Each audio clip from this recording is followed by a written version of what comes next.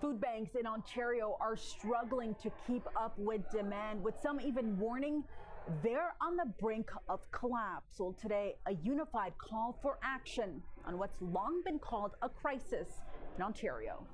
Food bank usage in Ontario has increased by 38% over the past year, with over 800,000 individuals making nearly 6 million visits. The majority of clients rely on social assistance. Put on top of that precarious employment, you put unaffordable housing, the pandemic, and then this affordability crisis we've seen with inflation over the last year, and it's just created a perfect storm that's made life increasingly out of reach for so many Ontarians. Feed Ontario's Hunger Report details the troubling trend a network of 1,200 organizations are seeing across the province, including in Toronto. 120,000 Torontonians who came to the food bank for the very first time.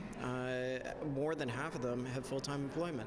This is fundamentally wrong. The majority of food banks, 69%, say they're concerned about not having enough food for clients, as visits more than double what they were before the pandemic. Before the pandemic, it cost us $3 million a year to run the food bank. Now it costs us $8 million a year to run the food bank. There is a collapse coming, and we need to turn the tide before we get there. 24% are concerned they will need to pause or reduce services. It wouldn't happen immediately. It would be a reducing of service gradually until that infrastructure just no longer exists in our communities. Organizations aren't asking for funding, but for policy changes, improving access to affordable housing, making sure people, especially those with precarious employment, have access to benefits like sick days and improvements to social assistance programs.